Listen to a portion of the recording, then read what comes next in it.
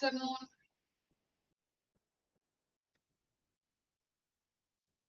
Good afternoon. Today's എല്ലാവരും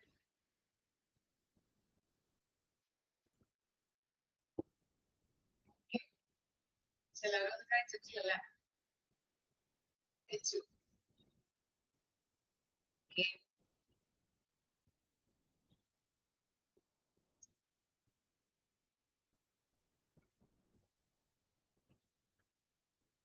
എന്തായിരുന്നു special? Alvin special ഉണ്ടായിരുന്നോ?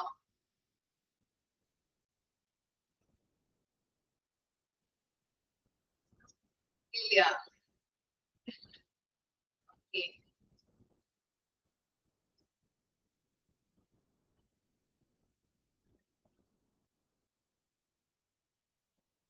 ചോറായിരുന്നു.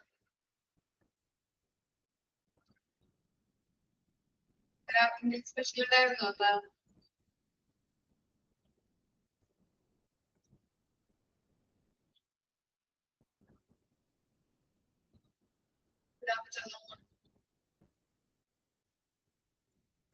നമ്മള് ഇത്ര വരെയാണോ കംപ്ലീറ്റ് ആക്കിയിട്ട്?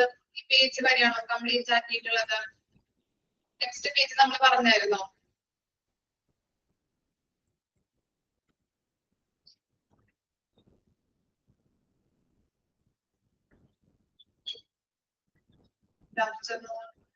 When you hear a fire alarm വരെ നമ്മൾ പറഞ്ഞു നിർത്തിയായിരുന്നോ? അല്ലെങ്കിൽ അത് എടുക്കണോ? എങ്ങനെയാണ്?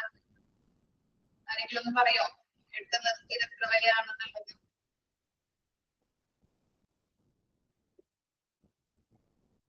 എന്റെ ഒരു ഓർമ്മ ഈ പേജ് വരെയാണ് നമ്മൾ കംപ്ലീറ്റ് ആക്കിയത്. അത് പറഞ്ഞായിരുന്നോ?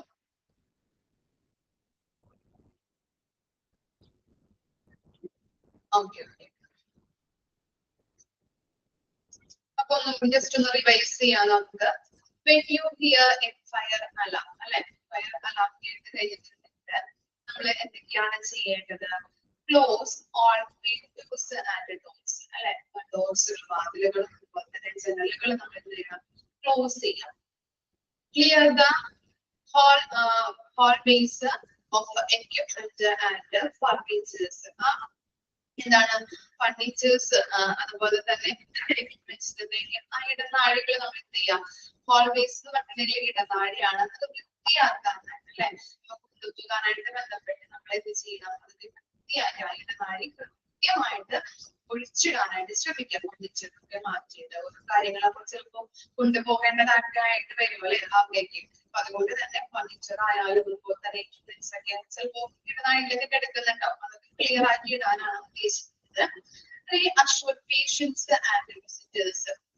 Reassure എന്ന് പറഞ്ഞിട്ടുണ്ടെങ്കിൽ എന്താണ് അവർക്ക് അവരെ ധൈര്യപ്പെടുത്തുക. ഇപ്പൊ നമ്മളായാലും ഇപ്പോ ഒരു റൂമിലൊക്കെ ടീമെടുത്തൊക്കെ ഉണ്ടായിട്ടുണ്ടെങ്കിൽ വളരെ ബുദ്ധിമുട്ടായിരിക്കും. പേഷ്യൻസിനായാലും ഇപ്പൊ പരിഭ്രാന്തരാകുമ്പോൾ പേടിക്കും, അല്ലെ? എന്ത് ചെയ്യും?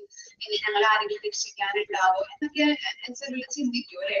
ചിലപ്പോ അവർക്ക് എന്താണ് ടെൻഷൻ കൂടാം, അല്ലെങ്കിൽ അവര് നല്ല രീതിയിൽ നല്ല കണ്ടീഷനായിട്ട് നിൽക്കുന്ന ആളായിരിക്കാം, പെട്ടെന്ന് അൺസ്റ്റേബിൾ ആവാം, അല്ലെ?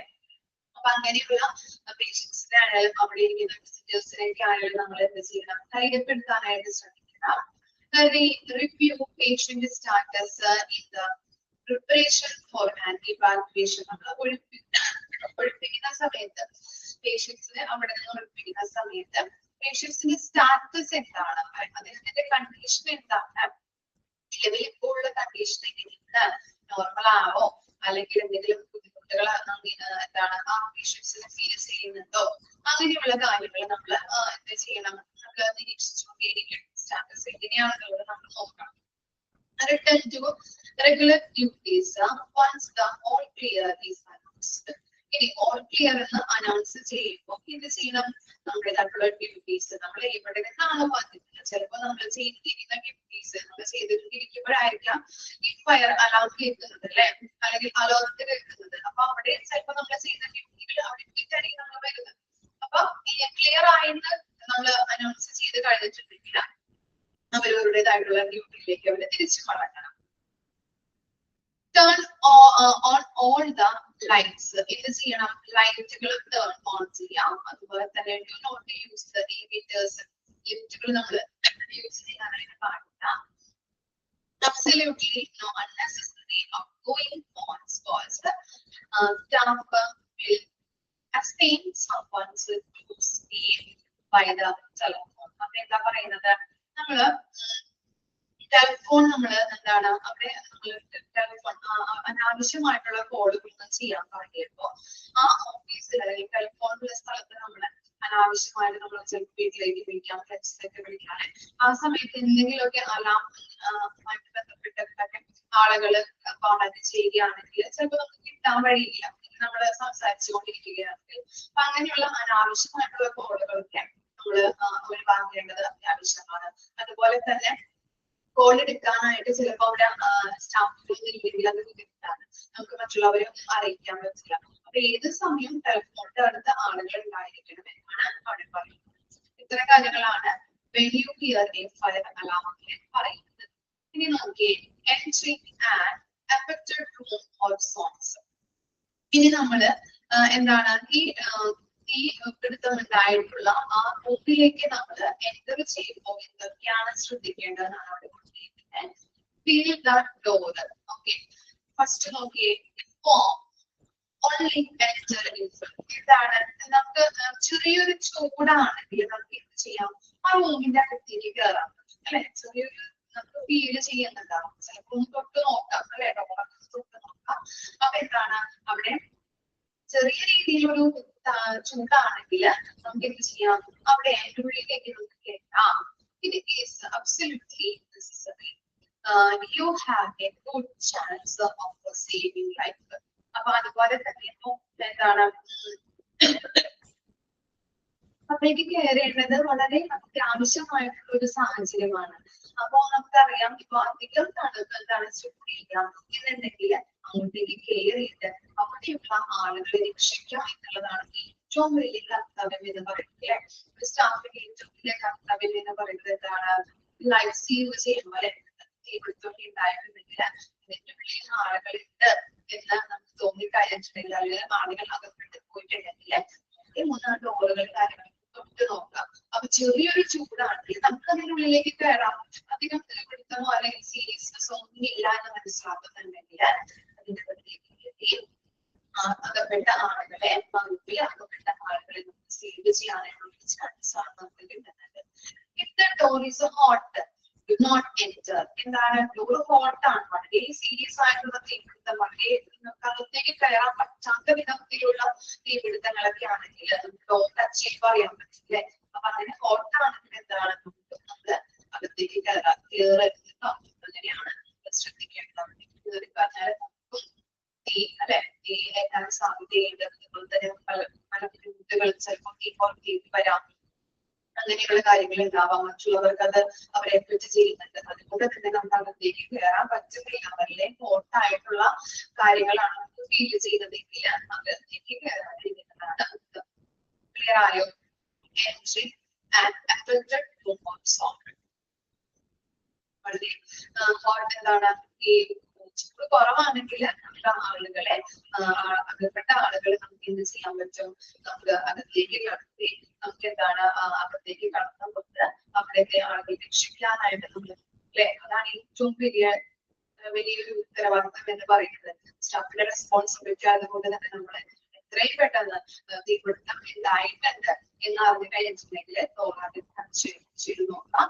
വളരെ ചുട്ടു കുറവാണെങ്കിൽ അത് അതിന്റെ അടുത്തേക്ക് കടന്ന് ആളുകളെ രക്ഷിക്കാനായിട്ട് നോക്കാം. ഇനി നമ്മൾ ഡോർ ടച്ച് ചെയ്ത് നോക്കുമ്പോൾ വളരെ ഹോട്ടാണ്, വളരെ ചൂടുതലാണെങ്കിൽ അകത്തേക്ക് കടക്കാതിരിക്കാനായിട്ട് ശ്രമിക്കും. ഇനി അപ്പോ നമ്മള് കോഡ് ഫയർ എന്താണ്, ഫയറിന്റെ കോഡ് എന്ന് പറയുന്നത് റെഡ് ആണ് പഠിച്ചു. അതുപോലെ തന്നെ ഇവിടെ പറഞ്ഞത് എന്താണ്, RACE അതിന്റെ ഫുൾ ഫോമുകളാണ് ഇവിടെ കൊടുത്തിരിക്കുന്നത്. റെസ്ക്യൂ എന്താണ്, ആക്സസ് എന്താണ്, കൺഫൈൻ അതുപോലെ തന്നെ എക്സിക്യൂട്ട് എന്താണ് എന്നുള്ളതാണ് പോയിന്റ് വൈസ് ആയിട്ട് കൊടുത്തിരിക്കുന്നത്.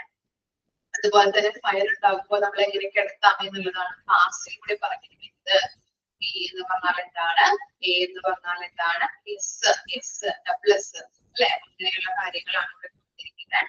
അതുപോലെ തന്നെ നമ്മൾ പറഞ്ഞു എന്താണ്, ഫയർ അലാം കേട്ട് കഴിഞ്ഞിട്ടുണ്ടെങ്കിൽ എന്തൊക്കെ ചെയ്യണം, അതുപോലെ തന്നെ എങ്ങനെയാണ് ആ റൂമിന്റെ അകത്തേക്ക് നമ്മൾ എൻറ്റർ ചെയ്യേണ്ടത്, വളരെ ഹോട്ട് ആണെങ്കിലും വളരെ ചൂട് കുറവാണെങ്കിലും എന്തൊക്കെ കാര്യങ്ങളാണ് ചെയ്യേണ്ടതെന്നാണ് നമ്മൾ ബോർഡ് റെഡിൽ പഠിച്ചത്. ഇനി നെക്സ്റ്റ് കൊടുത്തിരിക്കുന്നത് എന്താണ്? കോഡ് ബ്രൗൺ ആണ്. കോഡ് ബ്രൗൺ എന്ന് പറഞ്ഞാൽ എന്താണ്? Hazardous material spill or leak അല്ലെ. ഹസാർഡസ് മെറ്റീരിയൽ എന്ന് പറഞ്ഞാൽ എന്താ?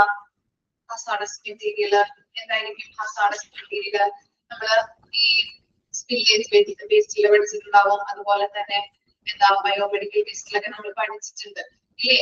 ഹസാർഡസ് മെറ്റീരിയൽ എന്താണ്? ഹസാർഡസ് മെറ്റീരിയൽ എന്ന് പറഞ്ഞു കഴിഞ്ഞാല്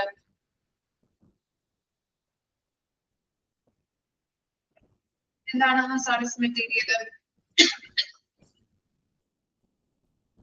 കെമിക്കൽ ആയിട്ടുള്ളത് അല്ലെങ്കിൽ നമ്മുടെ എന്താണ് നമുക്ക് ദോഷകരമായിട്ടുള്ള ഒരു മെറ്റീരിയൽ അല്ലെ, ഹാനികരമായിട്ടുള്ള മെറ്റീരിയൽസിനെയാണ് നമ്മള് ഡേഞ്ചറസ് ആയിട്ടുള്ള മെറ്റീരിയൽസിനെയാണ് നമ്മൾ ഹസാർഡസ് മെറ്റീരിയൽ, മാരകമായിട്ടുള്ള അങ്ങനെയുള്ള മെറ്റീരിയൽസിനെയാണ് നമ്മൾ ഹസാർഡസ് മെറ്റീരിയൽ എന്ന് പറയുന്നത്. അപ്പൊ അതിനകത്ത് ലെവൽ 1, ലെവൽ 2, ലെവൽ 3 എന്നാണ് പറഞ്ഞിരിക്കുന്നത്. ഫസ്റ്റ് ലെവൽ നോക്കിയേ, departmental responses is small and can be cleaned up to not code brown. Consult with your supervisor for completion of a report in the risk management software. Level 3, 1 to 3 വരെയുള്ള കാര്യങ്ങളാണ് കൊടുത്തിരിക്കുന്നത്. Code brown എന്ന് പറഞ്ഞാൽ നമ്മൾ പറഞ്ഞു മാരകമായിട്ടുള്ള materials തുളുമ്പി പോവാൻ അല്ലെങ്കിൽ ലീക്കായി പോകുന്ന ഒരു സാഹചര്യത്തിൽ നമ്മൾ കോഡ് ബ്രൗൺ ആണ് പറയുന്നത്. ഓക്കെ, അതൊന്ന് മനസ്സിലാക്കി വെക്കുക. അതിനകത്ത് ലെവൽ 1 പറയുന്നത് എന്താണ്? Departmental response spill is small and can be cleaned up to note code brown. Consult with your supervisor for completion of a report in the risk management software. എന്താണ് ഈ ലെവൽ 1 ഇങ്ങനെയുള്ള hazardous materials ഒക്കെ ലീക്കായി പോയിട്ടുണ്ടെങ്കിൽ എന്ത് ചെയ്യുന്നുണ്ട്? അതൊരു ചെറിയൊരു വാതക ചോർച്ചയാണെങ്കിൽ ആ ഡിപ്പാർട്ട്മെന്റ് തന്നെ ക്ലീൻ ചെയ്യും. ഏത് ഡിപ്പാർട്ട്മെന്റിലാണോ ഇങ്ങനെ ലീക്കായി പോയിരിക്കുന്നത് ആ ഡിപ്പാർട്ട്മെന്റിലെ ആളുകൾ തന്നെയാണ് അല്ലെങ്കിൽ വർക്കേഴ്സ് തന്നെയാണ് അത് ക്ലീൻ ചെയ്യുന്നത്. അവിടെ റെസ്പോൺസിബിലിറ്റി ആണ് അത് ക്ലീൻ ചെയ്യുക എന്നത്. അവിടെ എന്താണ്? ചെറിയ രീതിയിലാണ് അല്ലെ. അതുകൊണ്ട് തന്നെ അവിടെ കോഡ് ബ്രൗൺ നമ്മള് അലേർട്ട്, അങ്ങനെയുള്ള അലേർട്ട് നമ്മൾ കൊടുക്കേണ്ട ആവശ്യം വരുന്നില്ല. ചെറിയ രീതിയിലാണ് ഇവിടെ എന്ത് ചെയ്യുന്നത്?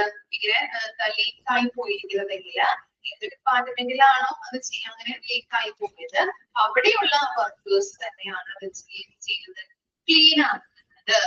ഡിപ്പാർട്ട്മെന്റിന്റെ റെസ്പോൺസിബിലിറ്റി ആണ് നമുക്ക് പറയുന്നത്. ഓക്കെ, അപ്പോ ചെറിയൊരു വാതക ചോർച്ച ഉള്ളത് കൊണ്ട് തന്നെ വലിയ ലെവലിലൊക്കെ ആകുമ്പോഴാണ് നമുക്കത് വലുതാക്കുന്നത്. ചെറിയ രീതിയിലൊക്കെ ആണെങ്കിൽ എന്താണ് നമുക്ക് തന്നെ അല്ലെ ഏത് ഡിപ്പാർട്ട്മെന്റിലാണോ അത് ലീക്കായിട്ടുള്ളത്, ലീക്കേജ് സംഭവിച്ചത് അപ്പൊ അവര് തന്നെയാണ് അതിന് ചെയ്തത്, ക്ലീൻ ആണ്. കോഡ് ബ്രൗൺ നമുക്ക് വിളിക്കേണ്ട അല്ലെങ്കിൽ അതോട് നമ്മൾ ചെയ്യേണ്ട ആവശ്യം വരുന്നില്ല. ഇനി ലെവൽ 2 എന്താണ്? Code brown team response large spill that requires special cleanup procedure. The code brown team will respond. Okay, level 2 ആകുമ്പോഴോ ലെവൽ 2 ആയി കഴിഞ്ഞിട്ടുണ്ടെങ്കിൽ വലിയ രീതിയിലുള്ള ചോർച്ചകൾ ആണെങ്കിൽ അല്ലെ, ലെവൽ നമുക്കറിയാം 1, 2, 3 എന്ന് പറയുമ്പോൾ ആദ്യം എന്താണ് അതിന് ഇത്തരത്തിലുള്ള അല്ലെങ്കിൽ നമുക്ക് എന്താണ് പ്രശ്നകരമായിട്ടുള്ള ലീക്കേജ് ഒന്നും ഉണ്ടാവില്ല. ഇനി ലെവൽ 3, ലെവൽ 2 അങ്ങനെയൊക്കെ ആകുമ്പോഴാണ് ഇത്തിരി എന്താണ് നമുക്ക് ഒരു ഇതിലേക്ക് വരുന്നത്, ഒരു മാരകമായിട്ടുള്ള ഒരു കാര്യത്തിലേക്ക് വരുന്നത് അല്ലെ, അല്ലെങ്കിൽ എമർജൻസി അല്ലെങ്കിൽ കോഡ് ബ്രൗൺ വിളിക്കേണ്ട ഒരു ആവശ്യം വരുന്നത്. ലെവൽ 1 അല്ലെ ഏറ്റവും നമ്മൾക്ക് അറിയാം ഇപ്പോ 1 to 10 വരെയുള്ള ആ ലെവലിലേക്ക് പോകുമ്പോൾ 10 ആകുന്ന ഒരു സാഹചര്യം ഒക്കെ വരുമ്പോൾ വളരെ എമർജൻസി ആയിട്ട് അല്ലെങ്കിൽ മാരകമായിട്ടുള്ള രീതിയിലേക്ക് പോകുന്നുണ്ട് അല്ലെ. അതുകൊണ്ടൊക്കെ തന്നെയാണ് ഇപ്പൊ ലെവൽ 1 എന്ന് പറഞ്ഞാൽ മാരകത്തിലേക്ക് പോകുന്നില്ല അല്ലെങ്കിൽ അധികം രീതിയിലേക്ക് അല്ലെങ്കിൽ എന്താ പറയാ ഗൗരവത്തിലേക്ക് പോകുന്നില്ല. അതുകൊണ്ട് തന്നെ ലെവൽ 1 എന്ന് പറയുന്നത് ആ ഡിപ്പാർട്ട്മെന്റൽ ടീം തന്നെയാണ് അത് ക്ലീൻ ചെയ്യുന്നത്. ലെവൽ 2ലേക്ക് വരുമ്പോൾ എന്താണ്? വലിയ രീതിയിലുള്ള ചോർച്ചകളാണെങ്കിൽ കോഡ് ബ്രൗൺ ടീമായിരിക്കും റെസ്പോണ്ട് ചെയ്യുന്നത്. അവരാണ് ക്ലീൻ ആക്കുന്നത്. കോഡ് ബ്രൗണിന്റെ ഒരു ടീം ഉണ്ടാവുമല്ലോ, ആ ടീം വന്നിട്ട് അവരെന്ത് ചെയ്യുന്നത്, ഇത് ക്ലീൻ ആക്കി കൊടുക്കുകയാണ് ചെയ്യുന്നത്. അപ്പൊ അവരുടെ റെസ്പോൺസിബിലിറ്റി ആണ് ലെവൽ 2 പറയുന്നത്. അപ്പോൾ ബ്രൗൺ ടീമിന്റെ റെസ്പോൺസിബിലിറ്റി ആണ് അത് ക്ലിയർ ആക്കുക, ക്ലീൻ ആക്കുക എന്നുള്ളത്. മനസ്സിലായോ? ഓക്കെ, ലെവൽ 3 എന്ന് പറഞ്ഞു കഴിഞ്ഞിട്ടുണ്ടെങ്കിൽ എന്താണ്, external response health or fire or environmental hazard that requires special clean up procedure, the fire department will respond. അപ്പൊ എന്താണ്, കുറച്ചുകൂടി ലാർജ് ആയിട്ടുള്ള അല്ലെങ്കിൽ വലിയ രീതിയിലുള്ള ലീക്കാണ് നമ്മുടെ തേർഡ് സ്റ്റേജിൽ അല്ലെങ്കിൽ തേർഡ് ലെവലിൽ വരുന്നത് അല്ലെ. അങ്ങനെ കുറച്ചുകൂടി വലിയ രീതിയിലുള്ള ലീക്ക് ആയതുകൊണ്ട് തന്നെ ഫയർ ഡിപ്പാർട്ട്മെന്റിന്റെ റെസ്പോൺസിബിലിറ്റി ആണ് ഇത്, അത് ക്ലീൻ ആക്കുക. ഓരോ ലെവലിനും ഓരോ ടീം ഉണ്ട്, അപ്പൊ അവരുടെ ഉത്തരവാദിത്തമാണ് ലീക്കേജ് വന്നിട്ടുണ്ടെങ്കിൽ ക്ലീൻ ആക്കുക എന്നുള്ളത്. അപ്പൊ നമ്മൾ പറഞ്ഞു ലെവൽ 1 എന്ന് പറഞ്ഞു കഴിഞ്ഞിട്ടുണ്ടെങ്കിൽ ലീക്കേജ് എന്തെങ്കിലുമൊക്കെ അധികം എന്താ ഗൗരവമല്ലാത്തൊരു ലീക്കാണ് ലെവൽ 1 അതുകൊണ്ട് തന്നെ ഡിപ്പാർട്ട്മെന്റ് ഏത് ഡിപ്പാർട്ട്മെന്റിലാണോ ആ ചോർച്ച ഉണ്ടായിട്ടുള്ളത്, അപ്പൊ ആ ഡിപ്പാർട്ട്മെന്റിലെ ആളുകൾ തന്നെയാണ് അത് എന്ത് ചെയ്യുന്നത്, ക്ലീൻ ചെയ്യുന്നത്. അപ്പൊ അവരുടെ റെസ്പോൺസിബിലിറ്റി ആയിരിക്കും അത് ക്ലീൻ ചെയ്യുക എന്നത്. അതുകൊണ്ട് തന്നെ കോഡ് ബ്രൗൺ ഫോൺ ചെയ്യേണ്ട ആവശ്യം വരുന്നില്ല.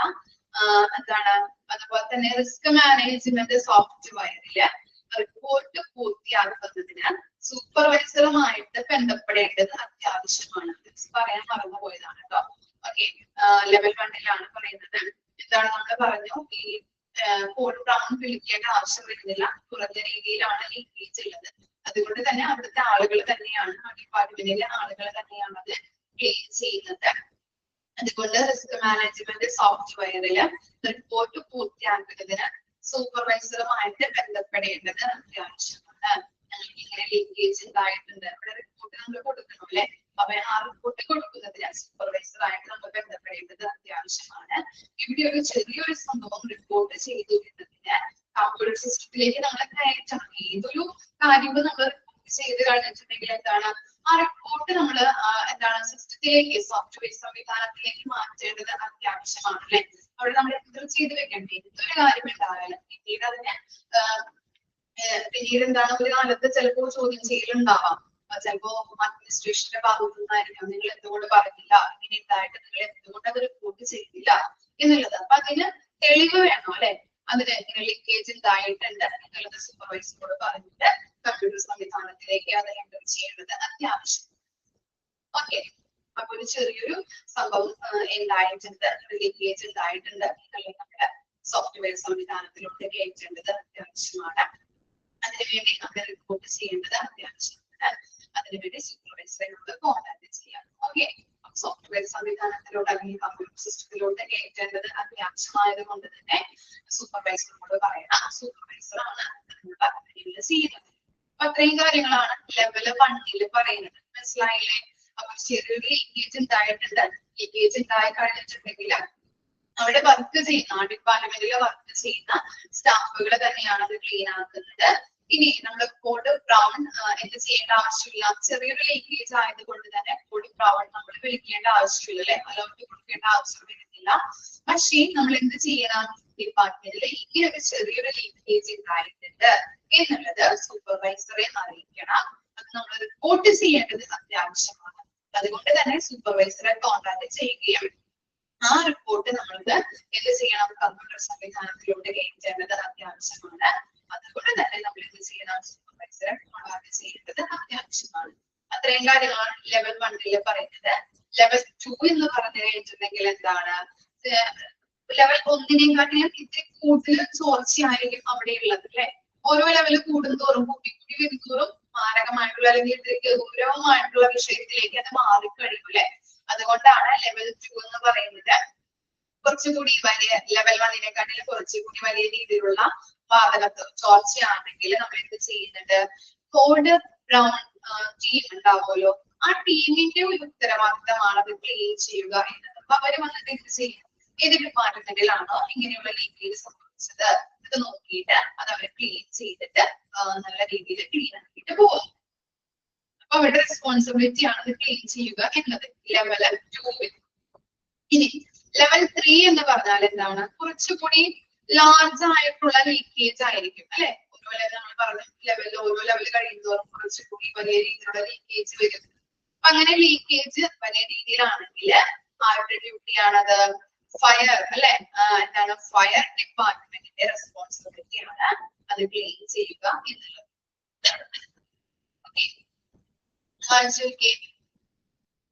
പറഞ്ഞ കാര്യങ്ങള്, ഫയറുമായിട്ട് ബന്ധപ്പെട്ട കാര്യങ്ങൾ, അതുപോലെ തന്നെ കോഡ് ബ്രൗണ് വായിച്ചു.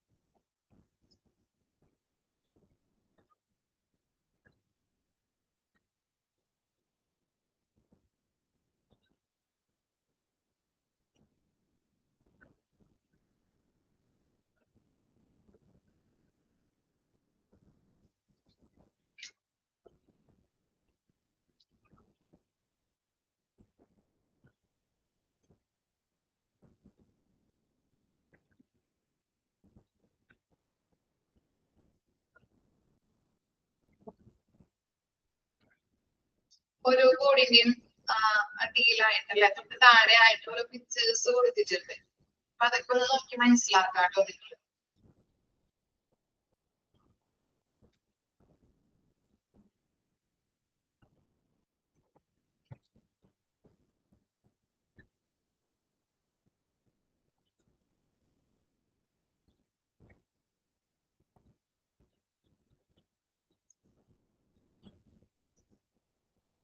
നമ്മൾ ഫയറിന്റെ പറഞ്ഞപ്പോ കണ്ടോ, ആള് ഡോറിൽ തൊട്ട് നോക്കുന്നത്, ഫീൽ ചെയ്യുന്നതൊക്കെയാണ് അവിടെ കൊടുത്തിരിക്കുന്നത്. കണ്ടില്ലേ നിങ്ങള്?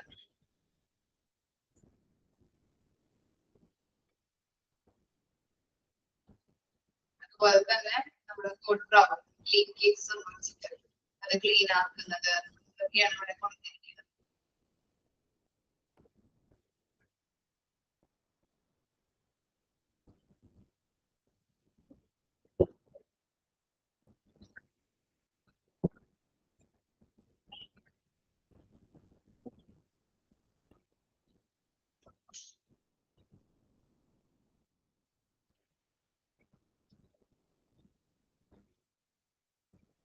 ഇനി നെക്സ്റ്റ് നോക്കാം. കോഡ് പിങ്ക് കേട്ടോ. അടുത്തത് കോഡ് പിങ്ക് ആണ്. എന്ത്? Infant or child. ഓർ ആണ് അവിടെ. Infant or child abduction. Okay, എന്താണ് അബ്ഡക്ഷൻ എന്ന് പറഞ്ഞിട്ടുണ്ടെങ്കിൽ? എന്തായിരിക്കാം അബ്ഡക്ഷൻ എന്ന് പറഞ്ഞിട്ടുണ്ടെങ്കിൽ? കോഡ് പറഞ്ഞപ്പോ പറഞ്ഞില്ലേ? പറയുമ്പോ മിസ്സിംഗ് ആവുന്നത് അല്ലെ? ഓക്കെ, ചെയ്യുന്നുണ്ട്, മിസ്സിംഗ് ആവും അല്ലെ? തട്ടിക്കൊണ്ട് പോവുക അല്ലെങ്കിൽ എന്താണ്, അങ്ങനെയുള്ള കാര്യങ്ങളാണ് നമ്മൾ അതിൽ പറയുന്നത്. കൊടുപ്പിക്ക് ഇൻഫന്റ് ഓറാണ് കേട്ടോ, അവിടെ IR ആണ് കൊടുത്തിരിക്കുന്നത്, അത് ഓർന്നാണ്, OR ചൈൽഡ് തട്ടിക്കൊണ്ട് പോകുന്നത് കേട്ടോ.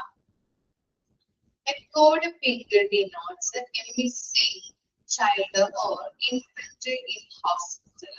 Okay.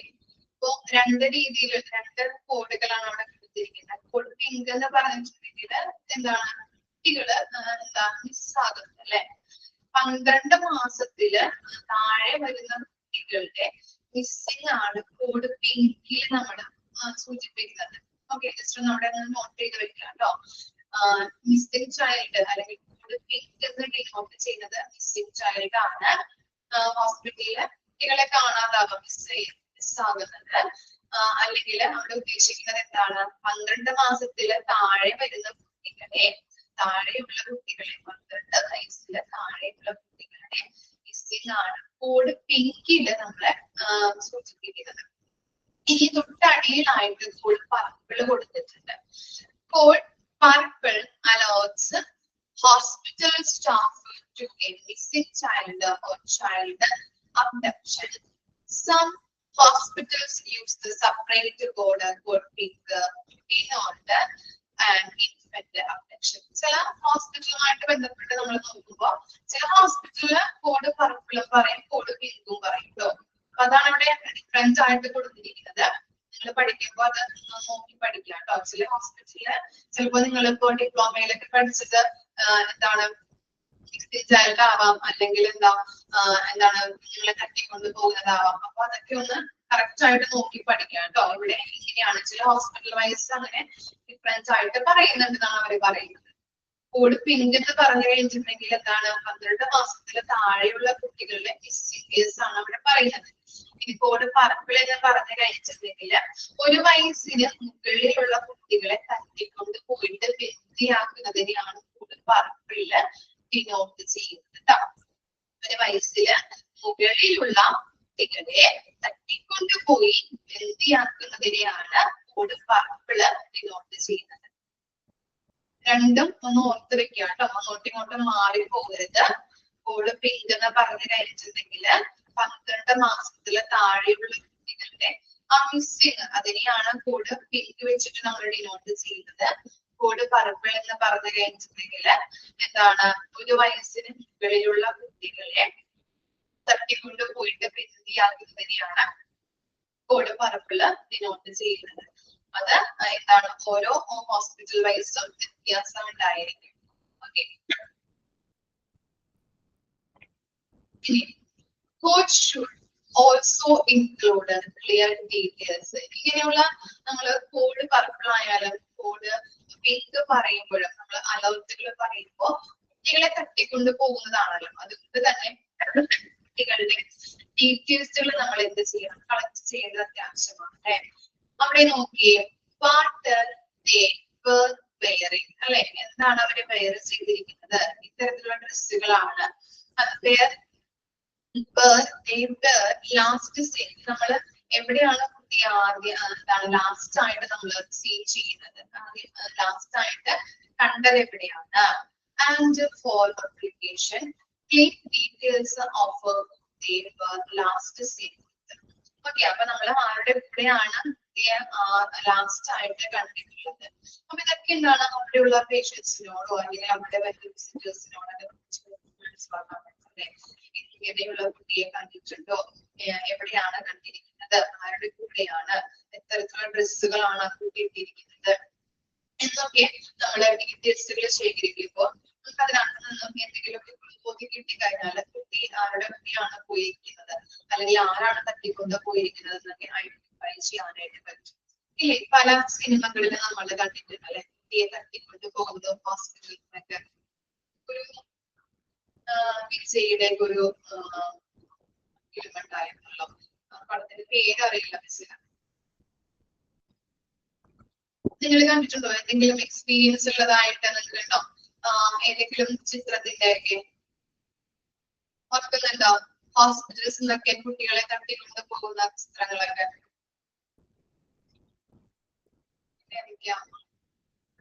ഓർത്തു നോക്കിയേ. ഓർമ്മയുണ്ടെങ്കിൽ ആരെങ്കിലും ഒക്കെ ഒന്ന് പറഞ്ഞാല് നല്ലതായിരുന്നു അല്ലെ? നമുക്ക് ഒരു എന്റർടൈൻമെന്റും അല്ലെങ്കിൽ അതൊക്കെ ഓർക്കാനായിട്ടുള്ള ഒരു ഇതുമായിട്ട് റിലേറ്റ് ചെയ്യാൻ പറ്റുന്നത്. ഏതൊക്കെ കൊണ്ടുപോകുന്നത്?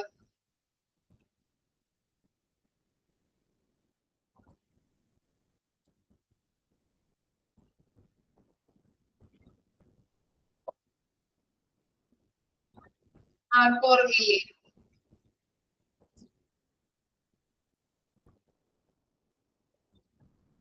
തമിഴ് മൂവി ഉണ്ടായിരുന്നല്ലോ വിജയുടെ. അൽവിന് ഓർമ്മയുണ്ടോ?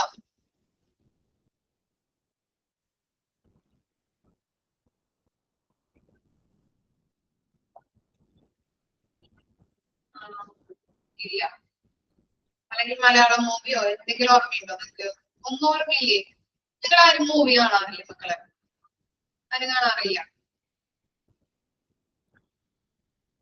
എപ്പോഴും പഠിത്തമായിട്ട് നിൽക്കുന്ന കുഞ്ഞുങ്ങളാണോ PG-യിലുള്ളത്?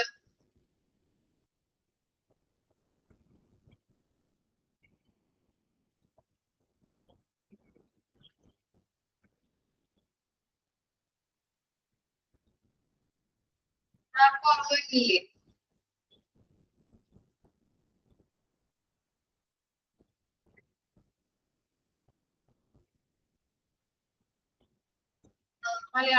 മലയാളം പടമൊന്നുമില്ലേ? ഓർമ്മ കിട്ടുകയില്ല. ഓക്കെ. മലയാളത്തിലൊക്കെ ഉണ്ടാവുമല്ലോ. മമ്മൂട്ടിയുടെ പടങ്ങളൊക്കെ ഉണ്ടോ?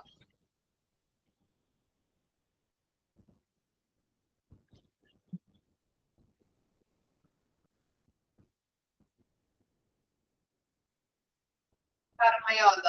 ഓക്കെ. മോഹൻലാലിന്റെ ശരിയാണ്. കർമ്മയോധയില് ഹോസ്പിറ്റലിൽ നിന്ന് കുട്ടികൾ തട്ടിക്കൊണ്ടു പോകുന്നുണ്ടോ അവിടെ? അതിനകത്ത് ഓർമ്മയില്ല. ഇടപാട് ഉണ്ടായിരുന്നു. പക്ഷെ അത് ഹോസ്പിറ്റലിൽ നിന്നല്ല, ഫോറൻസിക്. ഓക്കെ. ഓരോരുത്തരിപ്പോ വരുന്നുണ്ടല്ലേ ഓർമ്മയുണ്ടായിട്ട്. ഓർമ്മയിൽ പറയുന്നുണ്ട് ഫോറൻസിക്. ഏതാ? ഭഗവാൻ. മോഹൻലാലിന്റെ പടം. അതുപോലെ തന്നെ എബ്രഹാമിന്റെ സന്തതികൾ മമ്മൂട്ടിയുടെ. പക്ഷെ അത് ഹോസ്പിറ്റലിൽ നിന്നല്ല, വേറെ സ്കൂളിൽ നിന്നാണെന്ന് തോന്നുന്നു. അവിടെ കുഞ്ഞുങ്ങളെ തട്ടിക്കൊണ്ട് പോയിട്ട് മമ്മൂട്ടി രക്ഷിക്കുന്നതൊക്കെ ഉറക്കുന്നുണ്ട് അതുങ്ങൾ. അപ്പൊ അങ്ങനെ കുട്ടികളെ തട്ടിക്കൊണ്ട് പോകുമ്പോ നമ്മുടെ ഡീറ്റെയിൽസ് ഒക്കെ കളക്ട് ചെയ്യും അല്ലെ?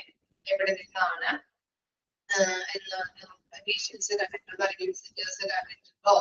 ഈ കൊടുത്തിരിക്കുന്ന ഡ്രസ്സിന്റെ ഏകദേശം എങ്ങനെയാണ് കളേഴ്സ്, എത്തരത്തിലുള്ള ഡ്രസ്സുകളാണ് പാന്റ് കൊടുത്ത്. ഓക്കെ. ഇപ്പോഴാണ് എന്താണ് ഫിലിംസിന്റെ പടങ്ങളൊക്കെ ഇങ്ങനെ ഓരോരുത്തർ പറയുന്നത് അല്ലെ? ഓക്കെ. അപ്പൊ അങ്ങനെയുള്ള എന്താ കുട്ടിയെ കൊടുത്തിരിക്കുന്ന ഡ്രസ് എന്താണ്, പാന്റാണോ ഷർട്ടാണോ, കളർ എന്താണ്, ആദ്യമായിട്ട് ലാസ്റ്റ് കുട്ടിയെ കണ്ടിരുന്നത് എവിടെ വെച്ചാണ്, അതുപോലെ തന്നെ ആരുടെ കൂടെയാണ് കുട്ടിയെ ലാസ്റ്റ് ആയിട്ട് കാണുന്നത്, അതൊക്കെയാണ് നമ്മള് എന്താണ് നമ്മള് എടുക്കുന്ന ഡീറ്റെയിൽസ് എന്ന് പറയുന്നത്. ഇനി നോക്കിയേ, in most situations the hospitals will initiate a lockdown by searching for the child to prevent anyone from leaving the building with them. അപ്പൊ എന്താണ് ഇങ്ങനെയുള്ള കേസുകളിലൊക്കെ കേസുകളില് കുട്ടികളെ എന്താണ് തിരിയുന്ന സമയത്ത് ഹോസ്പിറ്റലുകളൊക്കെ എന്ത് ചെയ്യാറുണ്ടെന്നാണ് പറയുന്നത്? ലോക്ക്ഡൌൺ അല്ലെ? ഇപ്പൊ നമ്മൾ കാണാറുണ്ട് ഇപ്പൊ മിസ്സിംഗ് ആയിട്ടുണ്ടെങ്കിൽ മിസ്സിംഗ് ആണെന്ന് അറിഞ്ഞു കഴിഞ്ഞിട്ടുണ്ടെങ്കിൽ പോലീസുകാരൊക്കെ വരും അല്ലെ. പോലീസുകാരൊക്കെ വന്നിട്ട് ഇത് ചെയ്തിട്ട് അവിടേക്ക് അന്വേഷിക്കും. അതുപോലെ തന്നെ ആരെയും പുറത്ത് വിടാനായിട്ട് പാടില്ല എന്ന് പറയാറുണ്ട്. സെക്യൂരിറ്റി ഗേറ്റ് ലോക്കാം, അതുപോലെ തന്നെ ആരെയും പുറത്ത് വിടില്ല, അങ്ങനെയുള്ള കാര്യങ്ങൾ നമ്മള് മൂവീസിലൊക്കെ ചെയ്യുന്നത് കാണാറുണ്ട് അല്ലെ. ഓരോരുത്തരെ ചെയ്യുന്നത് ഈ ഓരോ ഡീറ്റെയിൽസുകൾ കാര്യങ്ങളൊക്കെ ചോദിക്കും. അപ്പൊ കുട്ടിയെ കണ്ടവര് അല്ലെങ്കിൽ കുട്ടി ഐഡന്റിഫൈ ചെയ്തവര് അല്ലെങ്കിൽ ആരെങ്കിലും കൂടെ കൊണ്ടുപോയത് കണ്ടിട്ടുണ്ടെങ്കിലൊക്കെ അവരെ വിറ്റ്നസിനെ വിളിച്ചിട്ട് ചെയ്യുന്നത് അവരെ അന്വേഷണങ്ങൾ നടക്കും അല്ലെ. എങ്ങനെയാണ് ഉപയോഗിക്കുന്നത്, അല്ലെങ്കിൽ ഏത് ഷർട്ടാണ് ഡ്രസ്സാണ് ഇട്ടിരിക്കുന്നത്, ലാസ്റ്റ് ആയിട്ട് കണ്ടിരുന്നത് ആരുടെ കൂടെയാണ്. അപ്പൊ അങ്ങനെയുള്ള ഇപ്പോ ചിത്രങ്ങളൊക്കെ വരപ്പിക്കുക, കുട്ടിയെ കൊണ്ടുപോയിട്ടുള്ള ആളൊക്കെ കണ്ടിട്ടുണ്ടെങ്കിൽ അങ്ങനെയുള്ള വിദ്യാർത്ഥികളോടൊക്കെ ചോദിച്ച് മനസ്സിലാക്കിയിട്ട് എന്ത് ചെയ്യുന്നുണ്ട്, അവര് ഈ ചിത്രങ്ങള് ഡ്രോയിങ്സ് ഒക്കെ ചെയ്യിപ്പിക്കും അല്ലെ. അയാളുടെ മുഖത്തിന്റെ ചിത്രങ്ങളൊക്കെ എടുത്തിട്ട് നമുക്ക് എന്താണ് പ്രിന്റ് ചെയ്ത് മറ്റുള്ളവർക്കൊക്കെ കൊടുക്കുമ്പോൾ എന്താണ്, അല്ലെങ്കിൽ അത് പ്രസ് മീഡിയ അതായത് പത്രത്തിലിടാം, അങ്ങനെയുള്ള കാര്യങ്ങളൊക്കെ ചെയ്യുമ്പോൾ എന്താണ് പെട്ടെന്ന് ആളുകൾക്ക് മനസ്സിലാവാം. ഇനി ആളുകൾക്ക് ഇപ്പോ ഇവിടെയൊക്കെ പോകുമ്പോ ആളുകൾക്കൊക്കെ അത് കാണാനായിട്ടും ആരെങ്കിലൊക്കെ കണ്ടിട്ടുണ്ടെങ്കിൽ അങ്ങനെയും നമുക്ക് അന്വേഷണങ്ങൾക്ക് കിട്ടാനായിട്ടുള്ള സാഹചര്യങ്ങൾ ഉണ്ടാവാറുണ്ട്. പല രീതിയിൽ നമുക്ക് എന്താണ് പല മൂവീസിലൊക്കെ നമ്മൾ കാണാറുണ്ട് ഇങ്ങനെയുള്ള കാര്യങ്ങൾ കണ്ടുപിടിക്കുന്നത്. അതുപോലെ തന്നെ ആരാണ് ഇതിന് വേണ്ടിയിട്ടാണ് അങ്ങനെ കുട്ടിയെ തട്ടിക്കൊണ്ടുപോയിട്ടുള്ളത് നമുക്ക് ഐഡന്റിഫൈ ചെയ്യാനായിട്ട് ഇങ്ങനെയുള്ള കാര്യങ്ങൾ നമ്മൾ ചെയ്യാറുണ്ട് അല്ലെ. അപ്പൊ എന്താണ് കുട്ടിയെ തട്ടിക്കൊണ്ട് പോയിട്ടുണ്ടെങ്കിൽ അത് നമുക്ക് അതിന്റെ അന്വേഷണങ്ങൾ നടത്താൻ വേണ്ടിയിട്ട് ഹോസ്പിറ്റലുമായിട്ട് ബന്ധപ്പെട്ടിട്ടാണെങ്കിൽ എന്ത് ചെയ്യുന്നത്, ലോക്ക്ഡൌൺ ചെയ്യുന്നത് എന്നാണ് പറയുന്നത്. അവരെയും നമ്മള് പുറത്തേക്ക് അകത്തേക്ക് കടത്തി വിടില്ല, പുറത്തേക്ക് കടത്തി വിടില്ല. എല്ലാവരെയും നമ്മൾ എന്ത് ചെയ്യുന്നത്, കേസ് അന്വേഷിക്കാനായിട്ടുള്ള അന്വേഷണങ്ങൾ നടത്താനായിട്ടുള്ള കാര്യങ്ങൾ നമ്മൾ. അതുപോലെ തന്നെ എന്തെങ്കിലും കാര്യങ്ങളൊക്കെ ഉണ്ടെങ്കിൽ ഇപ്പൊ ആരെങ്കിലുമൊക്കെ കണ്ടിട്ടുണ്ടെങ്കിൽ അവരോട് ചോദിച്ച് മനസ്സിലാക്കാനുള്ള ഓരോ കാര്യങ്ങളും അങ്ങനെയുള്ള കാര്യങ്ങൾ നടത്താറുണ്ട്. അപ്പൊ ഇത്തരത്തിലുള്ള കേസുകൾ ഹോസ്പിറ്റലുമായിട്ട് വന്നിട്ടുണ്ടെങ്കിൽ ഹോസ്പിറ്റൽ എന്ത് ചെയ്യുന്നുണ്ട്, ലോക്ക്ഡൌൺ ചെയ്യും, ആരെയും പുറത്തേക്ക് വിടില്ല എന്നാണ് പറയുന്നത്. അപ്പൊ നമ്മൾ പറഞ്ഞു എന്താണ് കോഡ് പിങ്ക്. പിങ്ക് എന്ന് പറഞ്ഞു കഴിഞ്ഞിട്ടുണ്ടെങ്കിൽ മിസ്സിംഗ്, 12 വയസ്സിന് താഴെയുള്ള കുട്ടികളുടെ മിസ്സിംഗ് ആണ് നമ്മൾ പറയുന്നത് കോഡ് പിങ്ക് ആയിട്ട്. കോഡ് പർപ്പിൾ എന്ന് പറഞ്ഞാൽ 1 വയസ്സിന് മുകളിലുള്ള കുട്ടികളെ നമ്മൾ എന്താണ് തട്ടിക്കൊണ്ട് പോയിട്ട് വ്യക്തിയാക്കുന്നതിനെയാണ് ഈ കോഡ് പർപ്പിൾ വെച്ച് ഡിനോട്ട് ചെയ്യുന്നത് കേട്ടോ. ഓക്കെ, പഠിച്ചു.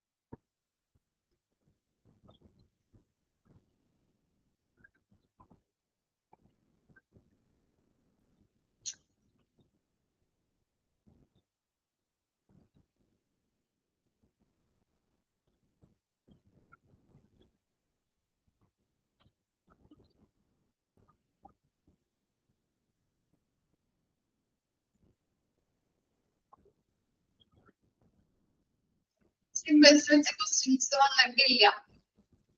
കോഡ് ഓറഞ്ച്, കോഡ് റെഡ് അങ്ങനെയൊക്കെയാണ് ക്വസ്റ്റ്യൻസ് കണ്ടിരിക്കുന്നത് കേട്ടോ. സിമ്പിൾസ് അങ്ങനെ കണ്ടിട്ടില്ല.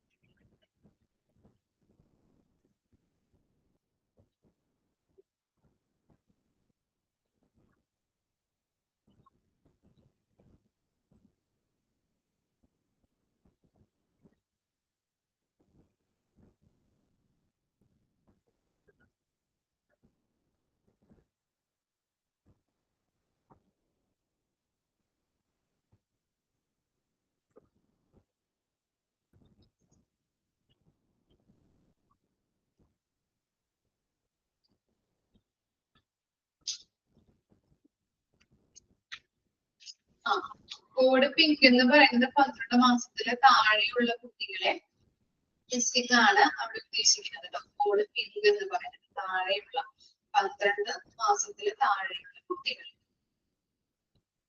ഇവിടെ പർപ്പിൾ എന്ന് പറയുന്നത് 1 വയസ്സിന് മുകളിലുള്ള കുട്ടികളെ പോയിട്ട് വ്യക്തിയാക്കുന്നതിനെയാണ് ഇപ്പോൾ പർപ്പിൾ ആയിട്ട് നമ്മൾ ഡിനോട്ട് ചെയ്യുന്നത്. രണ്ടൊന്ന് നോട്ട് ചെയ്ത് വെച്ച് പഠിക്കണം കേട്ടോ. ഹോസ്പിറ്റലുകൾക്ക് അനുസരിച്ചിട്ടൊക്കെ വ്യത്യാസമുണ്ട്, അതാണ് അവിടെ കൊടുത്തിരിക്കുന്നത്. ചിലപ്പോ നിങ്ങൾക്ക് ഡൗട്ട് തോന്നുക എന്താണ് ഡിപ്ലോമയിൽ ഇങ്ങനെയല്ലേ പഠിച്ചത്, നിങ്ങൾക്ക് ഡൗട്ട് തോന്നാറുണ്ട് ചില കുട്ടികൾക്ക്. അപ്പൊ ഹോസ്പിറ്റൽ വൈസ് അനുസരിച്ചിട്ട് വ്യത്യാസമുണ്ട്, അപ്പൊ അതുകൊണ്ടാണ് അതിനെ കൊടുത്തിരിക്കുന്നത്.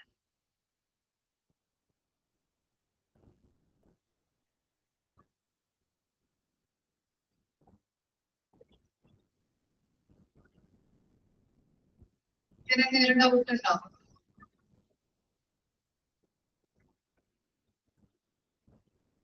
ഓക്കെ, നെക്സ്റ്റ് നോക്കിയാലോ. കോഡ് ഓറഞ്ച് നിങ്ങൾ ഡിപ്ലോമയിലൊക്കെ പഠിച്ചിട്ടുണ്ടാവും അല്ലെ.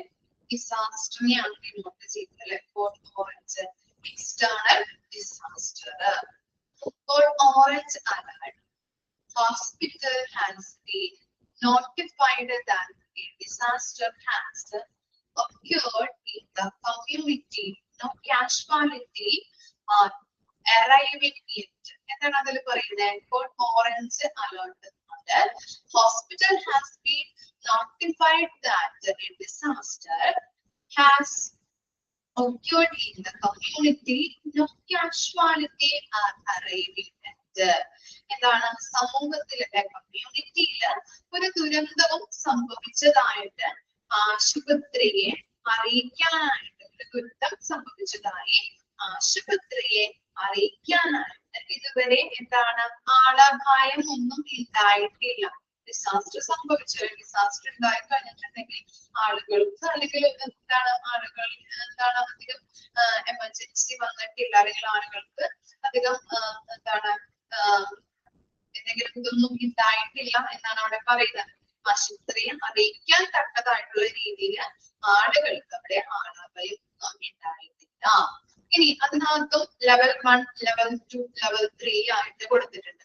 അങ്ങനെയുള്ള സാഹചര്യത്തിൽ എന്താണ് നോക്കിയേ? ലെവൽ 1 എന്താണ് നോക്കിയേ? The hospital is receiving less than 4 casualty. അപ്പൊ എന്താണ്? 4-ല് താഴെ less than 4 ആണ് അല്ലെ. 4-ല് താഴെ അത്യാഹിതങ്ങൾ മാത്രമേ റിസീവ് ചെയ്തിട്ടുള്ളൂ എങ്കിൽ എന്താണ്? ലെവൽ 1 ആയിട്ടാണ് നമ്മൾ അവിടെ കണക്കാക്കുന്നത്. ഓക്കെ, അപ്പോൾ ഡിസാസ്റ്റർ എക്സ്റ്റേണൽ ഡിസാസ്റ്റർ ആണ് നമ്മൾ പറയുന്നത്.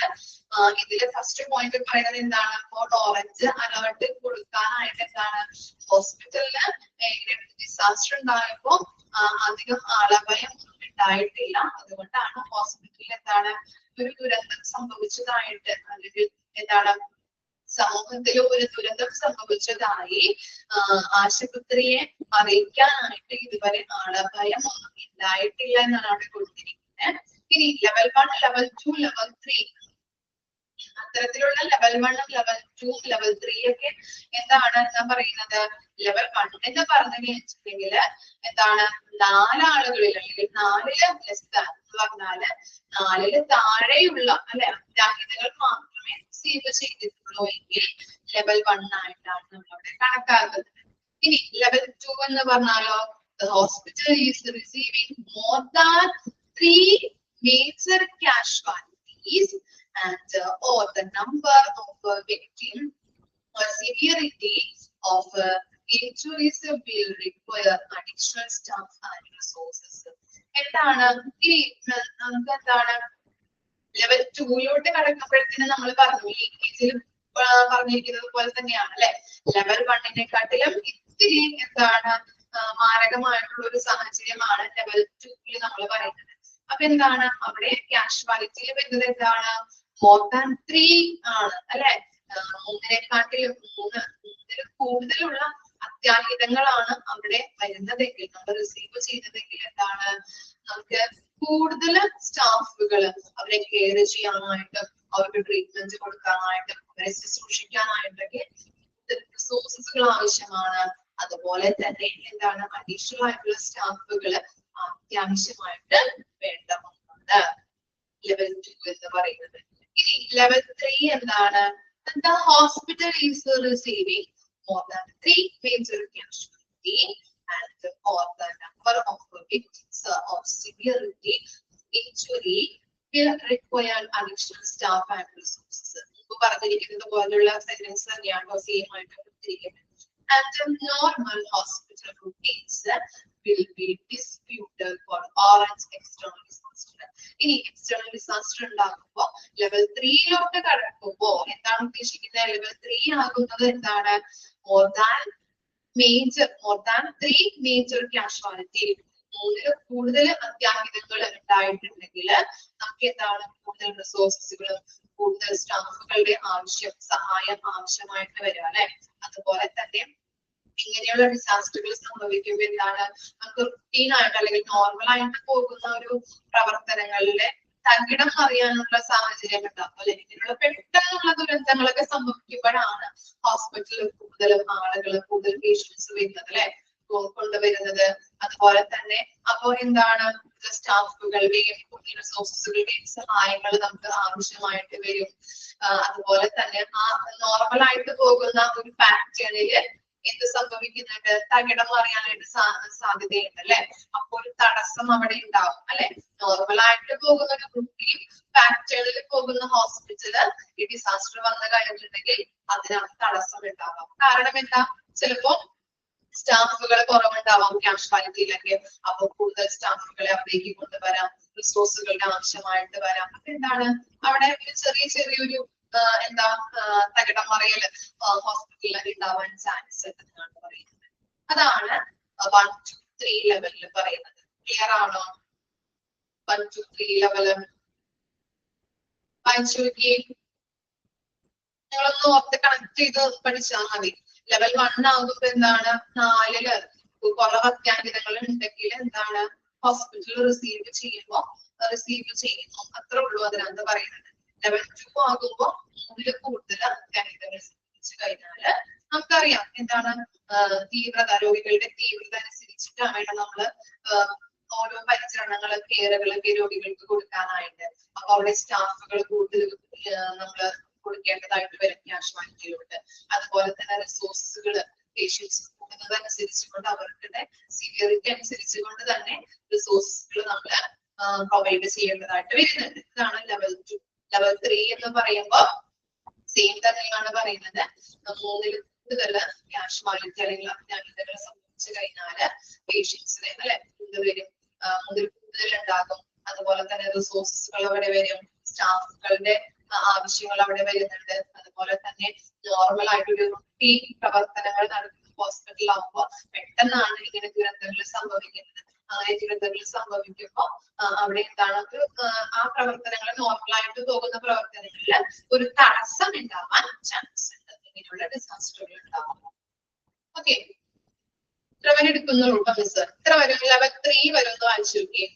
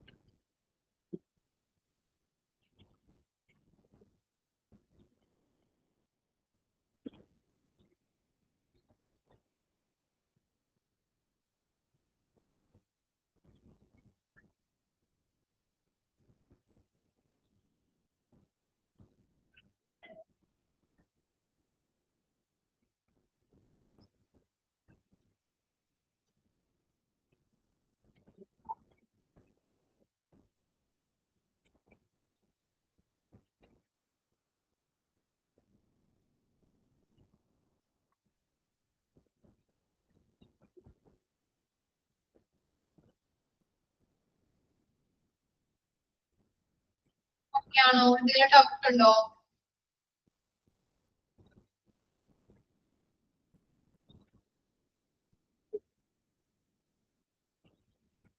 ഇത്ര വരെ നെക്സ്റ്റ് ക്ലാസ് വരുമ്പോൾ വായിച്ച് മനസ്സിലാക്കി തരാം കേട്ടോ.